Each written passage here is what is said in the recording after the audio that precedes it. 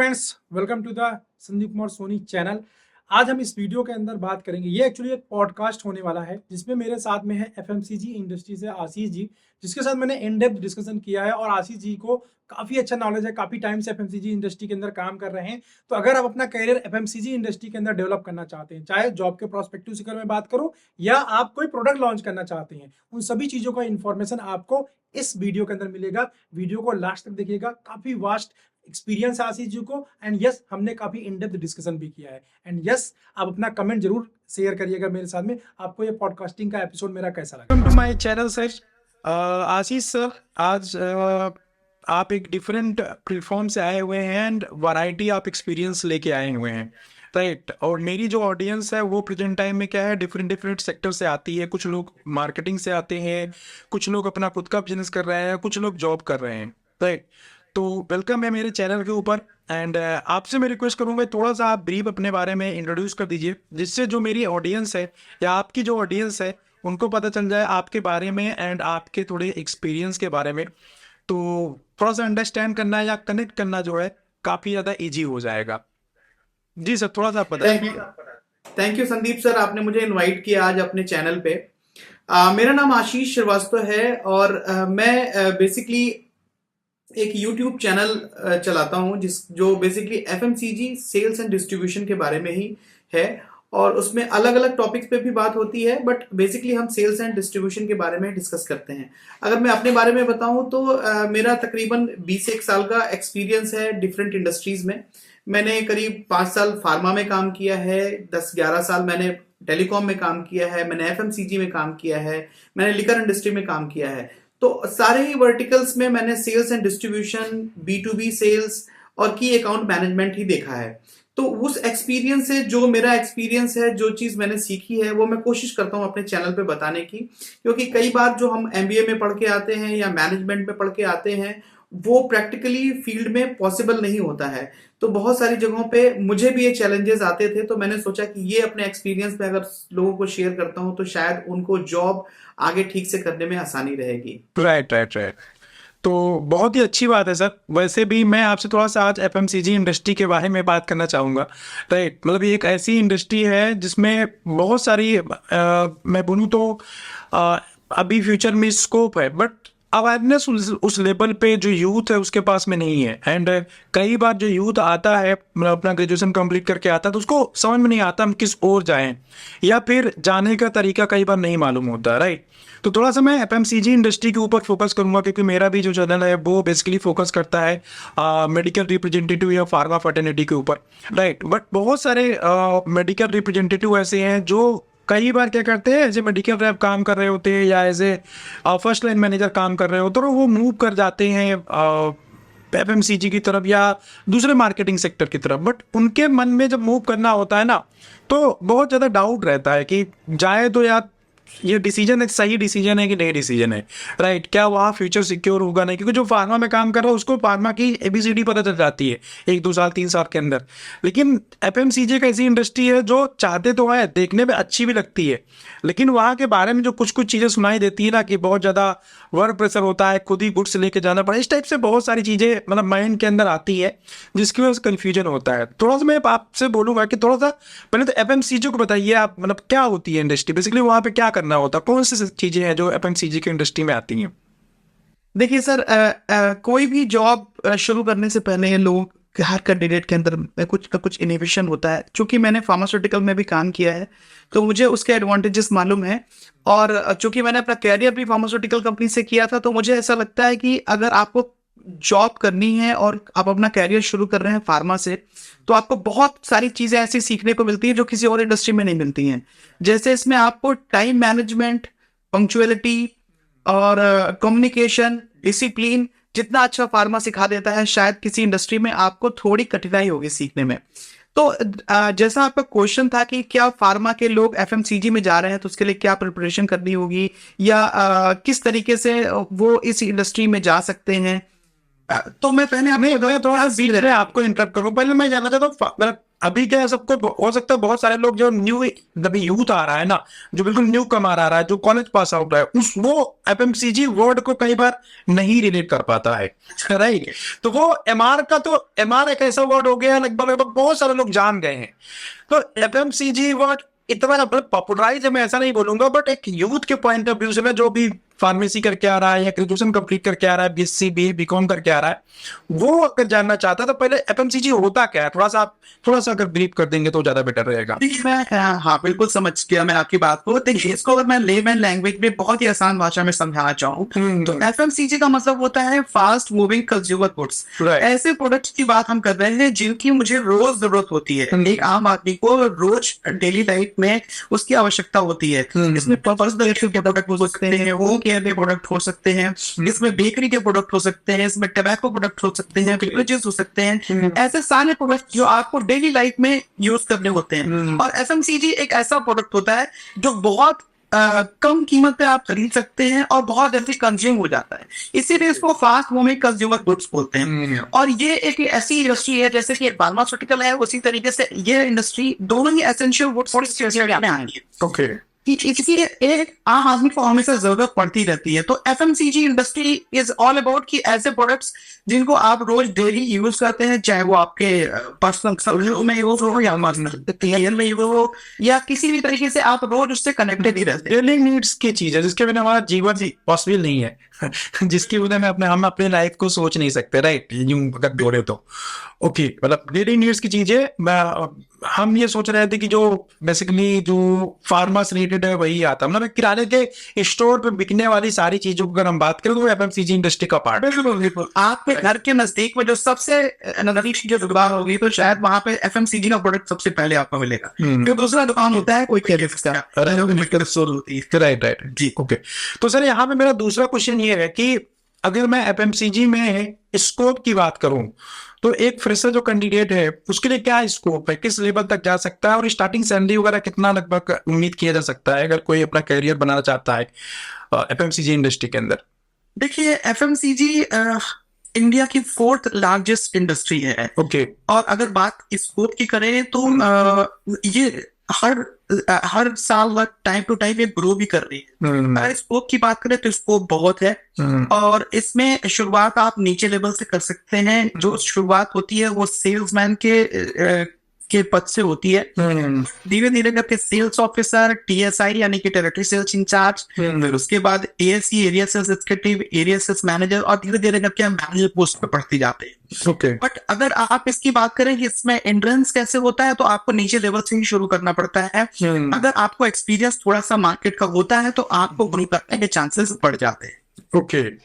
तो नहीं, मार्केट में एक्सपीरियंस किस टाइप का एक्सपीरियंस की आप बात कर रहे हो? मतलब अगर ग्रेजुएट है तो अगर मैं अपने आप को लेके चल रहा हूँ, भाई मैं कभी जस्ट फार्मेसी पास आउट होके आया हूँ, राइट, ओके, तो मेरे पास एक ऑप्शन है कि मैं एमआर बनना चाहूंगा या मैं मैन्युफैक्चरिंग में जाना चाहूंगा, मेरे पास वहां का भी ऑप्शन होता है, राइट, और मेरे पास एफएमसीजी का भी है।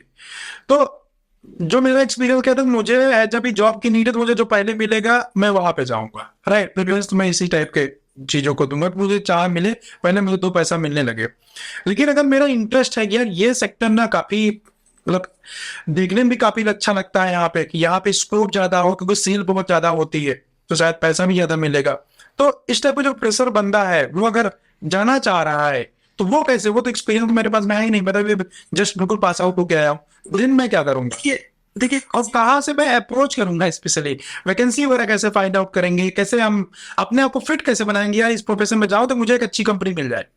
जी जी जी, देखिए किसी भी इंडस्ट्री में अगर आपको जॉब के लिए अप्लाई करना है तो आपको सबसे अच्छा तरीका यही होता है कि आप सबसे पहले उस कंपनी इस इंडस्ट्री के बारे में सबसे पहले जाने।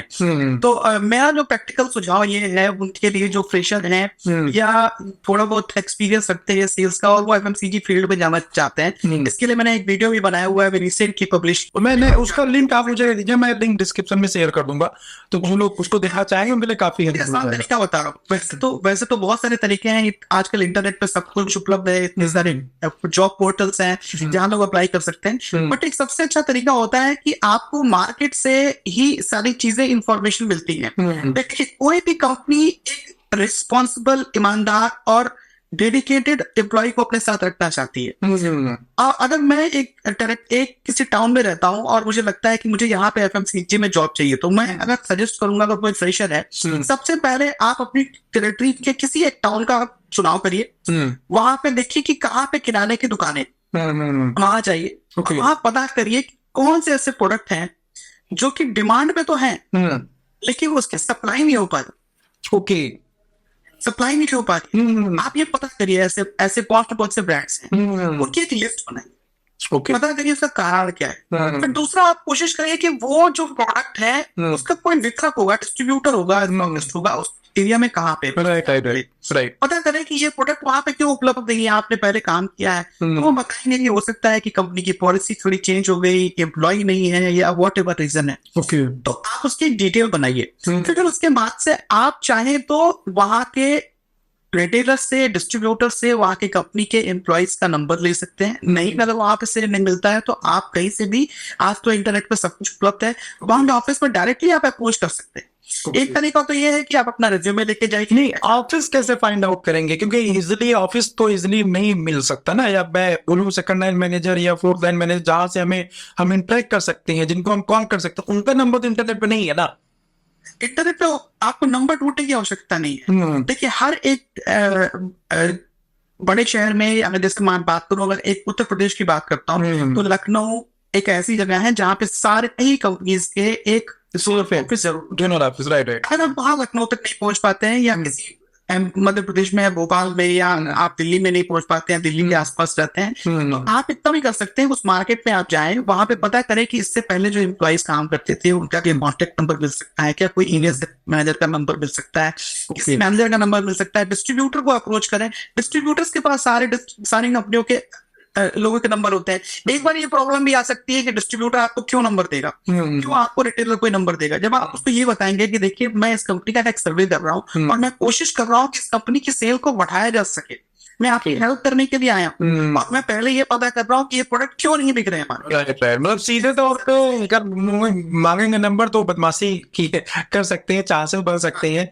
कि आपको इधर उधर ठहरा दें, तो आपको यहाँ पर ट्रिक यूज करना है बेसिकली। हाँ राइट जी। आप अगर आपको ये बताएंगे कि देखिए ये मैं ऐसा इसलिए कर रहा हूँ क्योंकि मैं देख रहा हूँ कि ये एक प्रोडक्ट है, प्रोडक्ट है जिसकी सेल मार्केट में हो सकती है, उसकी डिमांड है, कस्टमर्स को पसंद करते हैं, और उसकी उपलब्धता नहीं है मार्केट में, इसकी वजह से ये उपलब्ध नहीं हो पा रहा है। और ये उपलब्ध तभी हो पाएगा जब ठीक तरह का डिस्ट्रीब्यूशन होगा और यहाँ पे कोई ठीक तरीके से समर्पित होकर के एक एम्प्लॉय काम करे।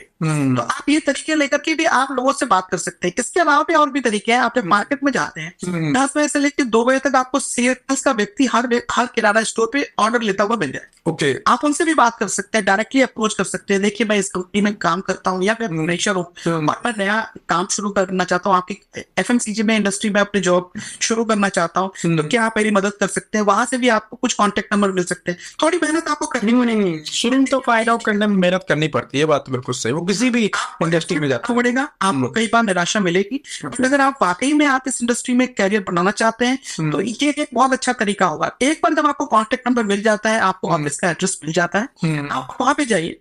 वहां पे अपनी जो आपने सर्वे किया है उसकी डिटेल वहां के सेल्स मैनेजर जो भी एरिया है उनसे बोले कि सर मैं आपसे एक मीटिंग चाहता हूँ जिसमें मैंने आपके प्रोडक्ट के लिए इस वाला टाउन में एक सर्वे किया है, मैं उसके लिए आपसे कुछ डिस्कशन करना चाहता हूँ। आप जब उनको बताएंगे कि हम एक बेथिंग सोप का एक प्रोडक्ट है जो कि इसकी डिमांड बहुत अच्छी है और मार्केट में उपलब्ध नहीं है, उसका कारण ये है कि वहां पर ठीक से अवेलेबिलिटी नहीं है, डिस्ट्रीब्यूशन का इशू है, आपका जो उसकी जो एमआरपी है बाकी से कंपैरेटिवली बहुत अच्छी है, उस पर जो स्कीम मिलती है मैंने रिटेलर से पता करा उस पर स्कीम भी बहुत अच्छी है, कस्टमर उसको आके पसंद करता है, तो आपको एम्प्लॉय सीरियसली लेगा। आपको ये लगेगा यार ये तो बहुत ही डेडिकेटेड आदमी है, काम अगर मिल जाए ये और भी समापन से करेगा। जिसने बिना नौकरी में रहते हुए भी ये पता करने की कोशिश की कि मेरा कोई प्रोडक्ट क्यों नहीं दिख रहा है हमारा, उस पर स्कीम क्या है, उस पर कंपटीशन क्या स्कीम दे रही है, क्या किस तरह की स्ट्रेटजी है, कौन डिस्ट्रीब्यूटर है, इतनी मेहनत करके आया है तो ये आगे भी अच्छा काम करेगा। इससे आप अपना तकरीबन 80% का इंटरव्यू वही क्रैक कर लेते हैं।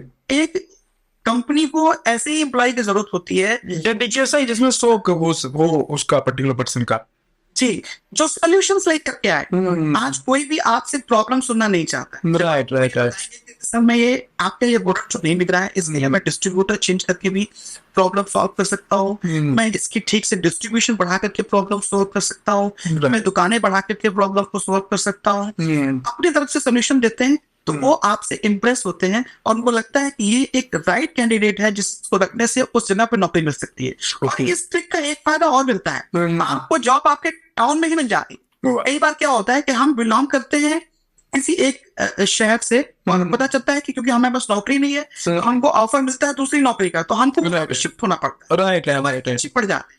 तो इस तरीके से क्या है, आप उनको ये भी बता सकते हैं कि सब लोग उस टेरिटरी को ज्योग्राफी को भी बहुत अच्छी तरीके से, तो आपको वहीं पे नौकरी मिल जाती है। राइट, ये एडवांटेज प्लस पॉइंट है यहाँ पे, लोकल भी आपको घर नहीं छोड़ना पड़ेगा, आप अपने फैमिली मेंबर्स का भी टेक केयर कर पाएंगे एज वेल एज मतलब वहीं पे जॉब कर पाएंगे और सैलरी भी पा पाएंगे। राइट, जी, ये एक ऐसा तरीका है जिसमें आप बहुत अच्छे तरीके से एक अच्छी कंपनी का काम शुरू कर सकते हैं जिनके प्रोडक्ट की डिमांड है, कंपनी में आपका ट्रस्ट भी बनता है और फिर आप अपने घर पे शुरू कर सकते हैं। इसके अलावा बहुत सारे तरीके हैं, आप Naukri.com पे आप लिंक्डइन का यूज कर सकते हैं, Naukri.com है, डिफरेंट वेबसाइट है, कंपनी के कैरियर भी जाके ये सारे यूज कर सकते हैं। ओके, इस तरीके से आपको ओके सर, यहाँ पे मैं एक चीज और आपसे पूछना चाहूंगा कि मान लो कोई फ्रेशर ज्वाइन करना चाहता है तो उसको स्टार्टिंग कितना एक्सपेक्टेशन सैलरी की रखनी चाहिए, एंड यहाँ पे सैलरी का सिस्टम क्या होता है, क्या बैकअप होता है? जैसे फार्मा में क्या होता है कि भाई सैलरी के अलावा आपको अलाउंसेस भी मिलते हैं, TA DA, right, and incentive purse, तो यहाँ पे बेसिकली क्या स्ट्रक्चर होता है?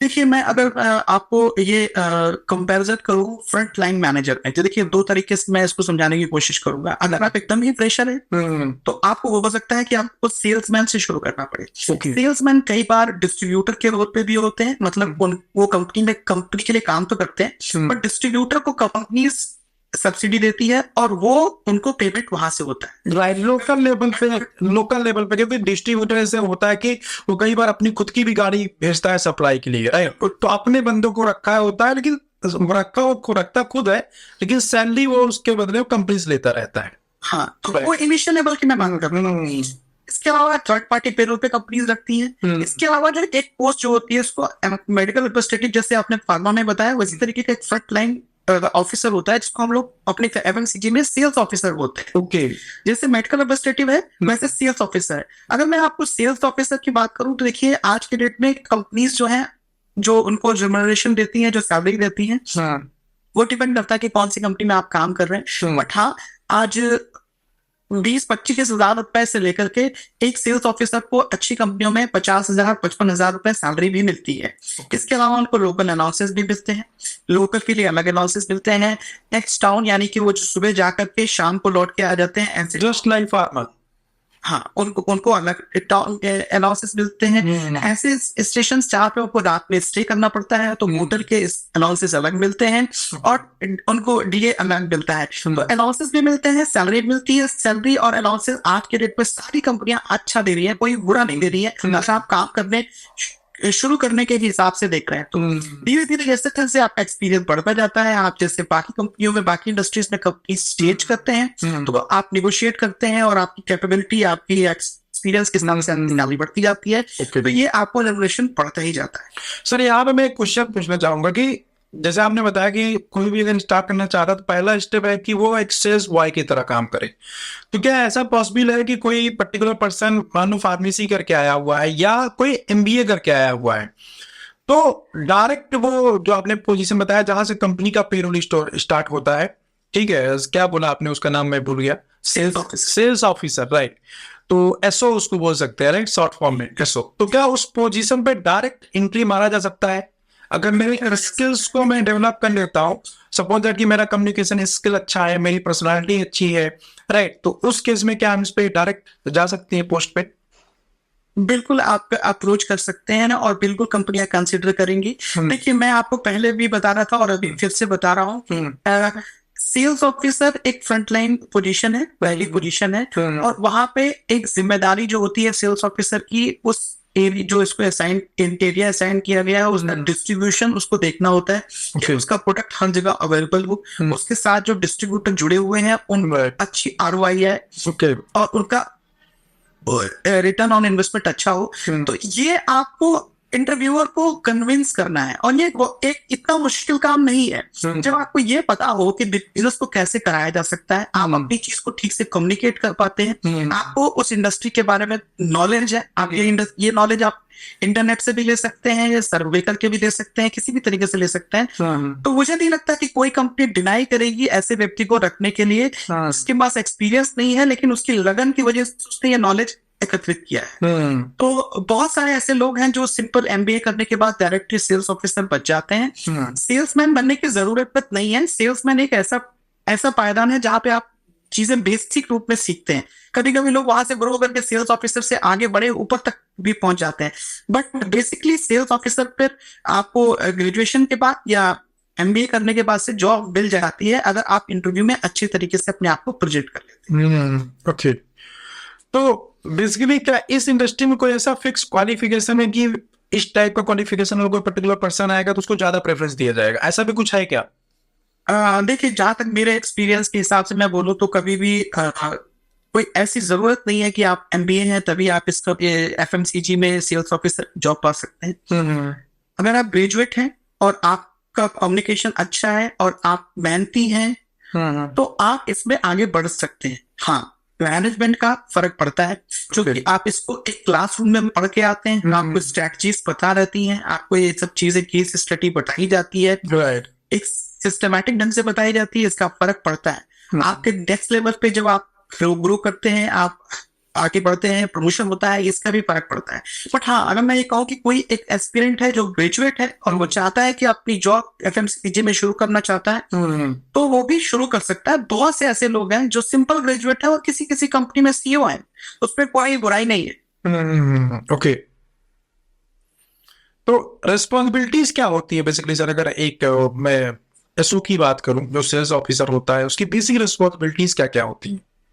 देखिए, सेल्स ऑफिसर का जो काम होता है उसको कोई एक डिस्ट्रिक्ट या 3-4 डिस्ट्रिक्ट दिए जा सकते हैं और उसका base depending upon the size of the district, right? हाँ, size of the business, revenue, type of the product, उसको अलग अलग टेरिटरी दी जा सकती है। बेसिकली जो उसको रिस्पॉन्सिबिलिटी होती है, उसकी रिस्पॉन्सिबिलिटी अगर मैं आपको आसान शब्दों में समझाना चाहूँ तो उसको कंपनी ने जो प्रोडक्ट दिए हैं वो प्रोडक्ट उसके लास्ट माइल तक अवेलेबल रहे, हर दुकान पे अवेलेबल रहे। अब इसके लिए कई सारी स्ट्रेटजी हो सकती है। उसको देखना होता है कि उसका जो डिस्ट्रीब्यूटर है उसको एक सही ROI आ रही है, एक रिटर्न ऑन इन्वेस्टमेंट आ रहा है। एक ऐसा टर्म है जो FMCG में बार बार बोला जाता है। आपको ये देखना होता है कि आपका डिस्ट्रीब्यूटर ROI अच्छा आ रहा है, आपका जो सेल्समैन है वो जो मार्केट की सर्विस है उसकी इफेक्टिव कवरेज यानी उसका इको हो रहा है, प्रोडक्टिव कॉल्स कर रहा है, लाइन सोल्ड कर रहा है। तो ये तरीके कुछ चीजें ऐसे टर्म्स हैं जिससे हम डिस्ट्रीब्यूशन को एक बड़े सिस्टमैटिक तरीके से एक्सपेंड करते हैं। केवल डिस्ट्रीब्यूटर के पास माल होना और डिस्ट्रीब्यूटर उसको दुकान पे बेच देना ही नहीं होता है। सेल्स प्रॉपर्ली एक सिस्टम के तरीके आता है। एक जो सेल्स ऑफिसर होता है वो डिस्ट्रीब्यूटर का इंफ्रास्ट्रक्चर देखता है, उसके इन्वेस्टमेंट है कि नहीं है ये देखता है। वो ये देखता है कि उसके बाद जो सेल्स की टीम है वो क्या ठीक ढंग से काम कर रही है कि नहीं कर रही, वो बताएगा नॉर्म्स को फॉलो कर रही है कि नहीं कर रही है, क्या उसके नए प्रोडक्ट बिक रहे हैं कि नहीं बिक रहे हैं, नए दुकानें बढ़ रही है कि नहीं बढ़ रही है। तो ये सारी चीजें एक सेल्स ऑफिसर का काम होता है जो बताए गए नॉर्म्स के हिसाब से अपने डिस्ट्रीब्यूशन को बढ़ाता है और साथ साथ कंपनी में ग्रो करता है। ओके, मैं आपसे यहाँ एक चीज और बोलूंगा, मान लीजिए एक SO के पोजीशन कोई पर्टिकुलर पर्सन ज्वाइन कर रहा है तो कौन सी तीन चीजें होंगी जिसके बेस पे सेल बढ़ाया जा सकता है कंपनी का? कौन से 3 पॉइंट्स होंगे जिसको उसको ध्यान में रखना चाहिए? यहाँ पे मैं बोलूँ कंपलसरी चीज है, इसको करना ही पड़ेगा। जैसे अगर मैं मेडिकल लाइफ वाले प्रोफेशन की बात करूँ, मैं इसमें बोलता हूँ कि भाई सुबह रिमाइंडर लगाना एक कंपल्सन है। अगर आप इसको करते हैं तो आपके बिजनेस जनरेशन बहुत हेल्प करेगा, राइट? तो ऐसे यहाँ पे कौन से तीन चीजें या 3 बातें हैं आप बता सके कि ये 3 चीजें हैं या जिसको जो भी कोई करेगा ना इस प्रोफेशन के अंदर तो उसको सक्सेस पाने से कोई रोक नहीं सकता? देखिए, एक सेल्स ऑफिसर को अपने डिस्ट्रीब्यूशन को इंश्योर करने के लिए, अगर मैं वैसे तो बहुत सारे पॉइंट्स हैं, लेकिन मैं अपना 3 पॉइंट्स की बात कर रहा हूँ तो जो मोस्ट इंपॉर्टेंट है यार, इतना तो कम से कम आपको करना ही करना पड़ेगा तो बिजनेस आप जनरेट करना चाहते हैं तो ये कंपल्सरी चीज है। सेल्स ऑफिसर को ये देखना चाहिए कि उसका इको कितना हो रहा है। इको का थोड़ा सा आप डिटेल करेंगे, इको मतलब हाँ, ECO यानी कि इफेक्टिव कवरेज आउटलेट्स। ओके। एक सेल्स ऑफिसर के पास एक आउटलेट बेस होता है, उस आउटलेट बेस को वो अलग अलग सेल्समैन में रूट या बीट्स में बांट देते हैं। Okay. अब उसको ये देखना होता है कि ना उसका सारा सेल्समैन, जैसे आपके यहाँ भाषा में DRCP बोलते हैं, एक डॉक्टर की लिस्ट होती है, उसी तरीके से हर एक सेल्समैन के पास एक आउटलेट की लिस्ट होती है। राइट। एक सेल्स ऑफिसर को ये देखना चाहिए कि अगर उसके पास 4 सेल्समैन है और उनके पास अगर जो दुकानों की लिस्ट है, क्या वो दुकानों की लिस्ट पूरी तरीके से एक बार जरूर टच हो रही है कि नहीं मार्केट। ओके, मतलब ये कहने का मतलब कि उसको पहला चीज ये देखना चाहिए कि जो पूरा एरिया है, उस पूरे एरिया के अंदर जितने भी दुकान है वहां तक उसके सेल्समैन पहुंच पा रहे हैं नहीं पहुंच पा रहे हैं। राइट। तो सर यहाँ पे मैं थोड़ा सा बीच में एक क्वेश्चन मेरे मन में और आ गया मैं पूछना चाहूंगा, क्योंकि सेल्समैन जो है ना वो डिस्ट्रीब्यूटर का आदमी है, राइट, एंड जो SO है, बिजनेस ऑफिसर है, वो तो कंपनी का आदमी है। तो इन दोनों के बीच में कॉन्फ्लिक्ट भी हो सकता है, कोई जरूरी नहीं है कि वो उसकी बात माने ही।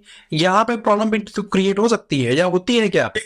देखिए यहाँ यहीं पे एक सेंसिबिलिटी दिखानी होती है सेल्स ऑफिसर को। सेल्स ऑफिसर हर सुबह एक गेट मीटिंग करते हैं अपने सेल्समैन के साथ, जहाँ पे वो अपने कंपनी के ऑब्जेक्टिव जो उनको गोल दिया गया है वो सेल्समैन से डिस्कस करते हैं। देखिए, कोई भी व्यक्ति हो, अगर वो कहीं काम कर रहा है तो पैसे के लिए ही कर रहा है, राइट। तो भले ही वो डिस्ट्रीब्यूटर का आदमी है, जब हम एक सेल्स ऑफिसर उनको ये बताता है कि आप यहाँ पर आपको सैलरी मिल रही है, आपका कैरियर बन सकता है। अगर वो लड़का एम्बिशियस है, वो आगे बढ़ना चाहता है, वो देख रहा है कि जो सेल्स ऑफिसर उससे बात कर रहा है शायद मैं उसकी जगह कभी पहुंच सकता हूँ, तो उस सेल्स ऑफिसर को उसको उसी लैंग्वेज में बात करनी पड़ेगी। बताना पड़ेगा कि तुम एक दिन तुम मेरी जगह पे भी पहुंच सकते हो, तुमको इंसेंटिव मिल रहा है। कोई आदमी ऐसा है जो बहुत कॉम्प्लिसेंट है, वो ज्यादा आगे, उसको ये नहीं लग रहा है कि ठीक है मेरी जो चल रही है उसी तरीके से चल रही है, तो उसको पैसे की जरूरत होगी। उसको बोलो तुमको सैलरी मिल रही है, बहुत सारी कंपनियां सेल्समैन को इंसेंटिव देती हैं, उनको इंसेंटिव के लिए मोटिवेट कर सकते हैं, उनको सिखा सकते हैं कि आपको सीखोगे जिस तरीके से बताया जा रहा है तो आपका इंसेंटिव बढ़ सकता है। वो आपको बिल्कुल ही आपको रिस्पेक्ट देगा, और सेल्स ऑफिसर को भी लगेगा कि ये जो बंदा है इससे मुझे अगर ये बात करूं कि इसको इंसेंटिव मिल रहा है, इसकी सैलरी बढ़ रही है, इसको इसका और ग्रोथ हो सकता है, तो वो आज से लाइन हो जाएगा। एक ऐसा बंदा है जिसको कैरियर में ग्रो करना है, वो कह रहा है कि सर मैं आपके जैसे बनना चाहता हूँ, तो उसको अलग तरीके से ट्रेनिंग देनी पड़ेगी, उसको काम करना पड़ेगा, उसको सिखाना पड़ेगा कैसे दुकानें खोली जाती है, कैसे डिस्ट्रीब्यूटर हैंडल किया जाता है, कैसे प्रोडक्ट बेचे जाते हैं। तो दोनों तरह के आपके पास टीम मेंबर है, आपको उससे अलाइन करना पड़ता है। कभी कभी इंटरफेरेंस डिस्ट्रीब्यूटर का रहता है, वो रिश्तेदार हो सकता है, उसका दोस्त हो सकता है। राइट। आपका काम ये है कि जब भी उसको मैनेज करना बेसिकली, हाँ, आप उसके साथ काम करें तो आप उसको इस तरीके से मोटिवेट करें कि वो बिजनेस की तरफ ज्यादा ध्यान दे, अपने कैरियर की तरफ ज्यादा ध्यान दे, जिससे कि आपका भी बिजनेस बढ़े और वो भी साथ साथ ग्रो करे। ठीक है। सेकंड पॉइंट सर, एक तो हो गया कि उसको नेटवर्क करके अपना पहुंचाना है। फर्स्ट पॉइंट तुमने ये कंसीडर कर लिया कि रीच करना है उसको, मतलब एक प्रकार से मैं बोलूं फार्मा के लैंग्वेज कस्टमर कवरेज जो है ना वो स्ट्रांग होनी चाहिए। हाँ, पहली चीज तो हो गई इको, इसको हम अपनी लैंग्वेज में इको बोलते हैं। दूसरी चीज होती है प्रोडक्टिव कॉल, मतलब एक मान लीजिए सेल्समैन ने एक दिन में 40 दुकानों पे विजिट किया। अब मैं कहेंगे 40 दुकानें बहुत ज्यादा हो जा रही है। बिल्कुल सही बात है, बिल्कुल सही बात है। इसके पूछने से पहले मैं आपसे ये पूछूंगा कि क्या 40 दुकानें होती हैं या जो कंपनी का भी कोई क्राइटेरिया है कि आपको इतने शॉप विजिट करने ही करने के? दो क्वेश्चन थोड़ा सा मैं आसान करके बता रहा हूँ, थोड़ा सा कॉम्प्लेक्स हो जाएगा। अगर मैं FMCG के पॉइंट ऑफ व्यू से बता रहूंगा तो कई सारे ऑडियंस को ये बात समझ में नहीं आएगी। एक सेल्समैन को दिन भर में आमतौर पर FMCG कंपनियां जो एक बीट बनाती है, एक रूट होता है और एक बीट होता है, तो इस बीट पे ही काम करना होता है। उस बीट पे उसको 35 से 40 दुकानें करनी होती है। तो एक कंपनी है देखती है कि अगर उसके पास एक बीट में 40 दुकानें हैं तो उस पर प्रोडक्टिव कॉल कितनी है, मतलब वो 40 दुकानों पे विजिट करके तो आया है, कितनी दुकानों से वो उसने पेन ऑर्डर बुकिंग करिए, पीओ करिए, ठीक है। तो प्रोडक्टिव कॉल भी उसको मॉनिटर करनी होती है। अब यहाँ पे दो चीजें हो गई, एक तो हो गई इफेक्टिव कवरेज, कितनी दुकानों को उसने कवर करी, उसके बाद दूसरी चीज हो गई कि उसमें से कितनी दुकानों से वो ऑर्डर लेके आए, ये प्रोडक्टिव कॉल हो गई। ओके। तीसरी चीज वो लोग एक सेल्स ऑफिसर जो मॉनिटर करता है कि टोटल लाइन सोल्ड। अब टोटल लाइन सोल्ड भी एक टर्म है जो एफएमसीजी डिस्ट्रीब्यूशन में आता है, ठीक है। उसको टोटल लाइन सोल्ड को क्या बोलते हैं कि समझ लीजिए कि अगर मान लीजिए कोई कंपनी है जो बेलिंग सोप में या डिटर्जेंट केक में डील करती है, तो एक दुकानदार पे जाकर के उसने बुकिंग कर दी, मान लीजिए 3,000 रुपए की बुकिंग हो गई, तो सेल्समैन ने उसमें कितने तरह के प्रोडक्ट उसको बुक किए, उसको हम लोग लाइन सोल्ड बोलते हैं। वैरायटी ऑफ प्रोडक्ट, हाँ जी, वैरायटी ऑफ प्रोडक्ट की बात कर रहे हैं आप। वैरायटी ऑफ प्रोडक्ट आप कह सकते हैं। जैसे मान लीजिए अगर उसने एक 10 रुपए का साबुन, एक 15 रुपए का साबुन, एक 30 रुपए का साबुन किया, तो वो 3 लाइन्स हो गई। फिर उसके बाद उसने डिटर्जेंट भी बेचा, फिर उसके बाद से डिटर्जेंट, लिक्विड डिटर्जेंट भी बेचा। तो एक उससे तीन ट्रैकिंग आप उसको सेल्समैन से करनी हो गई। एक तो उसने कितनी दुकानें करी, total outlet listed, how many outlet converted for the order booking, PC इसको बोलते हैं प्रोडक्टिव कॉल। अब प्रोडक्टिव कॉल के बाद एक दुकान पर उसने कितनी लाइन सोल्ड करी। जब हम इस तरीके से रिव्यू करते हैं अपने सेल्समैन का, तो प्रोडक्टिविटी निकल के आती है। तो आपकी किसी एक प्रोडक्ट पर डिपेंडेंसी नहीं बन जाती है। और यही मैं आपके भी व्यूअर्स को, मतलब फार्मा के भी भाई लोग को भी बताऊंगा, बहुत सारे ऐसे प्रोडक्ट होते हैं जहां पे हमें डॉक्टर के प्रिस्क्रिप्शन की जरूरत नहीं होती है, और वो जेनरिक प्रोडक्ट भी हो सकते हैं, ओटीसी ब्रांड भी हो सकते हैं। तो जब हमारे ये एमआर भाई मार्केट में जाते हैं, तो आप उनसे जब बात करें तो उनसे आप लाइन सोल्ड की भी बात करें।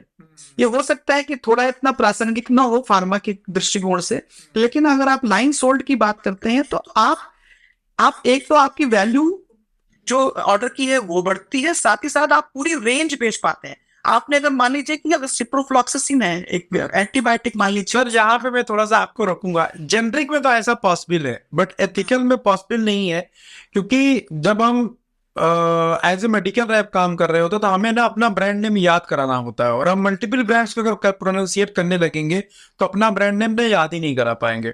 जबकि एफएमसीजी इंडस्ट्री के अंदर क्या होता है, ब्रांड नेम याद कराने का मैं समझता हूँ जो सेल्स ऑफिसर है या मतलब जो बिजनेस वाले डिस्ट्रीब्यूटर है उनका काम नहीं, वो टीवी एड्स या जो मीडिया है वो काफी हद तक कर देती है, राइट। बिल्कुल सही। और क्योंकि डेली नीड्स चीजें होती हैं, तो जो कस्टमर होता है वो प्रोडक्ट से कहीं ना कहीं अवेयर होता है। या फिर क्या होता है कि जो किराने का स्टोर वाला है या जनरल स्टोर वाला है, उसके यहाँ पंपलेट या बैनर लगा होता है और उसको खुद भी समझा देता है, पुश कर देता है, अगर नया मान लो टीवी मीडिया पे नहीं चल रहा है तो, राइट। बट इधर थोड़ा सा चक्कर दूसरा है यहाँ कंडीशन ये बन जाती है, डॉक्टर को किसी तरह याद कराया, जब तक उसके पेन पे वो ब्रांड नहीं आया होगा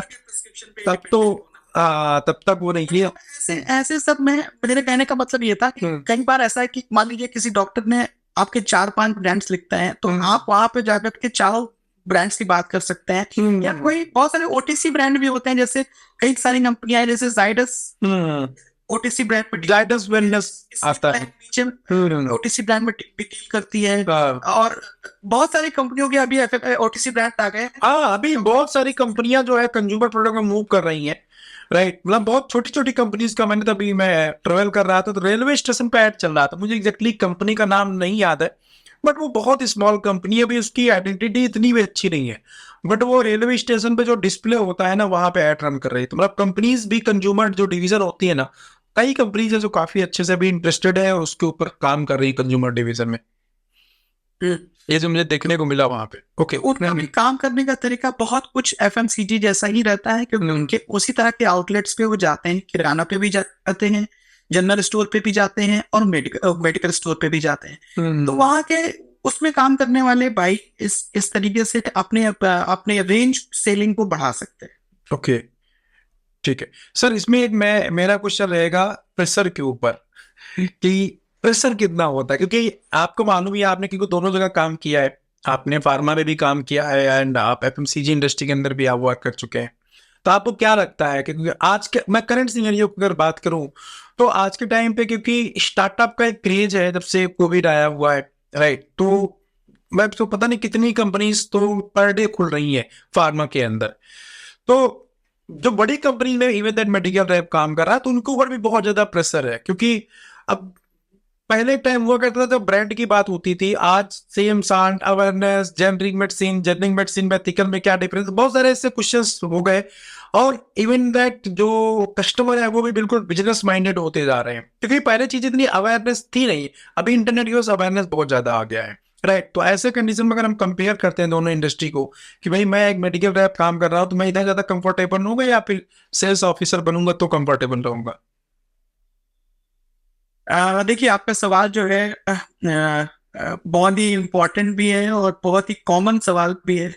हम जब भी किसी इंडस्ट्री में या कहीं जॉब के लिए अप्लाई करते हैं तो हम ये जरूर पता करते हैं कि वहाँ का कल्चर कैसा है, क्या प्रेशर बहुत ज्यादा है। लेकिन मेरा जो अपना मानना है कि आज के डेट में आप चाहे किसी भी इंडस्ट्री में काम करें, प्रेशर तो रहेगा ही आपके ऊपर काम का। बिना प्रेशर सेल नहीं होता है। हाँ, प्रेशर तो रहेगा, लेकिन आप डिपेंड करता है उस प्रेशर को आप कैसे हैंडल करते हैं। कई बार ऐसा होता है कि एटमॉस्फेयर बड़ा टॉक्सिक होता है कंपनी का। वहाँ पे आपको जो आपके जो सीनियर्स हैं उनसे जो आपके कम्युनिकेशन है वो इतना प्लेजेंट नहीं है।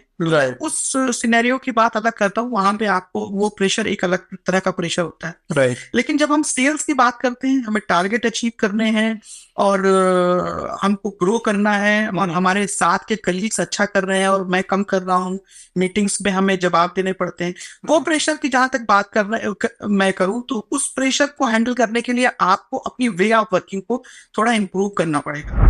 पहले जैसी जो काम करने का तरीका था वो बिल्कुल बदल गया है। मुझे याद है कि जब मैंने अपना कैरियर शुरू किया था तो स्मार्टफोन नहीं हुआ करते थे, व्हाट्सएप कॉल नहीं होते थे, व्हाट्सएप ग्रुप्स नहीं होते थे, इतनी ईमेल्स नहीं आती थी, इतने कॉन्फ्रेंसेस नहीं होते थे।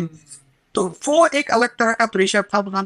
लेकिन अभी क्या है, आपको एकदम प्रिपेयर रहना पड़ता है। कभी भी एक वीडियो कॉल हो जाती है, कभी कॉन्फ्रेंस हो जाता है, कभी भी कोई आपसे जवाब मांगता है, तो आपको समय के हिसाब से आपको अपना एडजस्ट करना पड़ता है। आज जो पुराने तरीके से जो लोग काम कर रहे थे उन्होंने अपने आप को इवॉल्व किया और एडजस्ट किया है, नहीं तो बहुत प्रेशर में आ जाते। लेकिन कोई नया बंदा अगर ज्वाइन करता तो उसके लिए सब कॉमन सी चीज है, क्योंकि उसने क्लास में अब जब वो पढ़ रहा था तब भी वो जूम कॉल पे पढ़ाई कर रहा था। तो मेरे कहने का मतलब ये है, जहां तक बात आपकी परफॉर्मेंस की है, अगर उसके लिए प्रेशर आता है तो आपको अपने काम करने का तरीका बदलना है। आपको अपने सीनियर से बात करनी पड़ेगी, सर मैं क्या कैसे इंप्रूव कर सकता। नहीं, वो बात तो ठीक है सर। मैं ओवरऑल एक जनरल एक लेमन में एज ए मेडिकल रैप भी बात कर रहा हूँ। मान लो एक मेडिकल रैप में हूँ तो मैं क्या फील करूंगा, क्योंकि हमने दोनों इंडस्ट्री के अंदर काम किया है। आप शायद ये पूछ रहे हैं कि क्या फार्मा से कम प्रेशर है या ज्यादा प्रेशर है की बात कर। सेल्स का जो प्रेशर है अचीवमेंट को लेके यहाँ पे वो कैसा है? देखिए, अचीवमेंट तो होता है। देखिए, ये जो एफएमसीजी के प्रोडक्ट होते हैं उनकी मार्केट पर डिमांड रहती है। तो अनलाइक फार्मास्यूटिकल कंपनी, आपको हर प्रोडक्ट के लिए जाके डॉक्टर पे डिपेंडेंट होना पड़ता है, उन पे रिमाइंडर्स लगाने पड़ते हैं, कॉल्स करनी पड़ती है। ऐसा इतना मुश्किल काम नहीं है यहाँ पे एफएमसीजी में। आप अगर ठीक ढंग से काम कर रहे हैं, अगर आपके प्रोडक्ट, आपकी कंपनी की स्ट्रेटजी ठीक है तो आपके प्रोडक्ट चलने लगते हैं, आपकी अचीवमेंट भी होने लगती है और अनरियलिस्टिक टारगेट्स नहीं है तो आप अचीव भी करने लगते हैं। तो इतना ज्यादा नहीं है। बाकी अगर आपके वर्क लाइफ बैलेंस की है कि आप कितना टाइम अपने लिए निकाल पाते हैं, कितना घर को दे पाते हैं, बिल्कुल दे देते हैं। क्योंकि देखिए, यहाँ पे जो बाजार खुलता है, वो मार्केट खुलता है, वो 10 बजे खुलता है और 7-8 बजे तक आप काम खत्म कर लेते हैं। आपका सेल्समैन जो है मार्केट से 3-4 बजे वापस आ जाता है।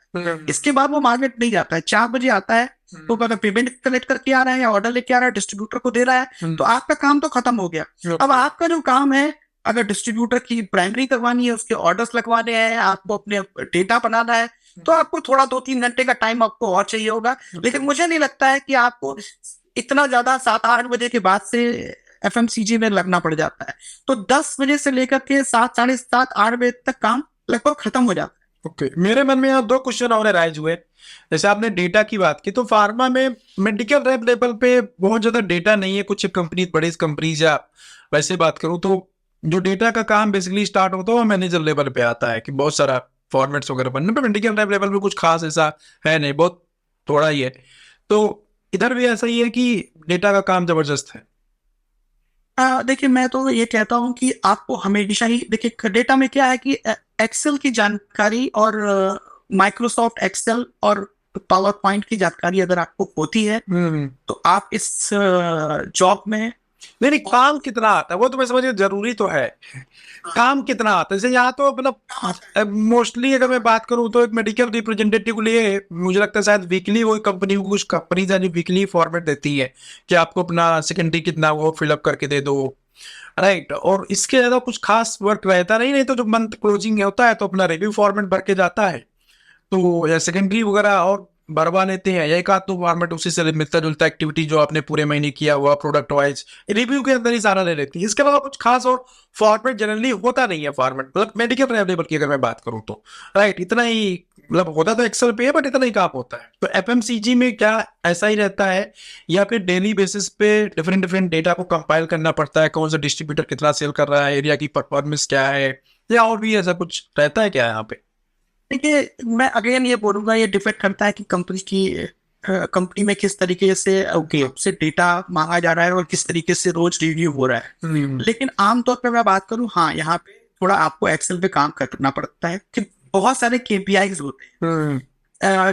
केपीआईज ज्यादा है, उनको ड्राइव करने के लिए आपको डेटा रखना पड़ेगा। अपने सेल्समैन के साथ हर सवेरे एक डेट मीटिंग करनी होती है, आपके पास चीजें पता होनी चाहिए, कौन से सेल्समैन का कितना टारगेट था, दिन का कितना टारगेट था, कितना आपने लाइन सोल्ड का टारगेट किया था, कितना उसने अचीव किया, क्या अपने टारगेट का अचीवमेंट उसका कितना है, वीकली अचीवमेंट कितना है। ये सब बातें करने के लिए आपको ये फिंगर टिप्स पे नहीं हो सकता। ये आपको डेटा प्रिपेयर करके रखना जरूरी है, तभी आप उससे बात कर पाएंगे। दूसरी चीज क्या है कि हर एक चीज कंप्यूटर में भी नहीं होती है, वो अपने डायरी में भी नोट करना होता है। इसीलिए अगर आप देखेंगे मार्केट में जितने भी एफएमसीजी के सेल्स ऑफिसर आपको मिलेंगे, वो सभी एक डायरी लेके चलते हैं। जब वो जाते हैं तो रिटेलर से बात करते हैं और उनसे उनके इश्यूज, स्कीम्स या किसी भी तरह की चीजें होती है वो अपनी डायरी में नोट करते हैं। उनके साथ एक आउटलेट लिस्ट भी होता है, जिस सेल्समैन के साथ काम कर रहे हैं उसकी एक आउटलेट लिस्ट होती है, उसके 1 लाख आउटलेट की लिस्ट होती है।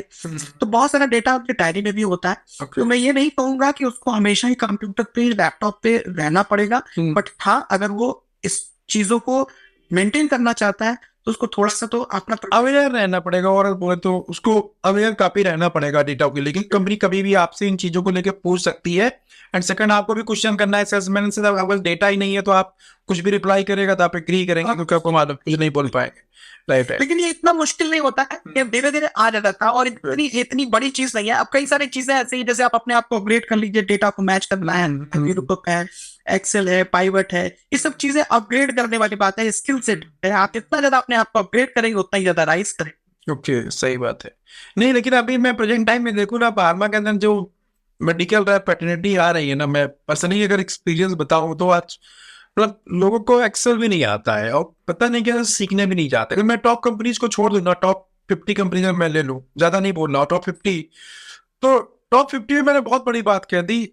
उसके बाद मतलब उतने तो थोड़ा एक्सेल आता काम करते हैं, बाकी तो जाना ही नहीं चाहते, किसी तरह फॉर्मेलिटी करना चाहते हैं, राइट। जो मेरा ऑब्जर्वेशन रहा है मार्केट के अंदर डिफरेंट कंपनी सही कह रहे हैं। लेकिन देखिए, आपने भी बहुत पहले जॉब शुरू करी थी, इतना बड़ा एक्सपीरियंस है आपका और आपने भी अपने आप को अपग्रेड किया है। तो ये कई बार डिपेंड करता है कि कौन सीखना चाहता है, कौन सीखना नहीं चाहता है। तो आपको कंपनी कभी ये नहीं बोलेगी कि यार तुमको पावर पॉइंट बनाने नहीं आता है, इस वजह से तुमको कंपनी में नहीं रखेगी या तुम्हारा प्रमोशन नहीं करेगी। वो तो आपका परफॉर्मेंस के ऊपर ही आपकी अप्रेजल्स होते हैं। बट ये एक ऐसी चीज है जो आपके काम को आसान करती है, आपको स्मार्ट बनाती है। अगर आप खुद से एम्बिशियस है, ये सब चीजें सीखिए। अगर आप एम्बिशियस नहीं है तो बहुत सारे ऐसे लोग हैं 15-15, 20-20 साल से काम कर रहे हैं, उनको ठीक ढंग से कोई डेटा नहीं बनाने आता, ना वो बनाने की। नहीं, बहुत सारे लोगों को नहीं सर। मैं तो बताऊं, सेकंड लाइन, मैं तो अभी जिस पोजीशन पे हूँ यहाँ से मैं second line, third line position के लोगों को हैंडल करता हूँ। उनको भी मतलब क्या ही बोलने, मतलब जीमेल चलाना भी कई बार भारी हो जाता है राइट। तो इस टाइप की सिचुएशन है। अच्छा, यहाँ पे एक चीज क्वेश्चन है, एफएमसीजी की अगर बात करूँ तो इसमें ऐसा नहीं, अगर कोई एरिया सेल्स मैनेजर लेवल का व्यक्ति है, उसको बहुत सारा डेटा पे काम करना होता है और इसको इग्नोर नहीं किया जा सकता। ओके, बिल्कुल इग्नोर नहीं किया जा सकता है। सेल्स ऑफिसर में बहुत छोटी कंपनियां हैं या कम काम है तो एक चल सकता है, मैनुअल वर्क पे चल सकता है, मैनुअल फॉर्मेट पे। हाँ, बिल्कुल करना पड़ता है। यहाँ पे तो आप काम करना पड़ेगा, सीखना जरूरी। एक चीज और सर, जिसके बारे में मतलब एफएमसीजी इंडस्ट्री जानी जाती है और सुनने में काफी मिलता है, रियलिटी मुझे नहीं पता, वो है अब्यूजिंग लैंग्वेज।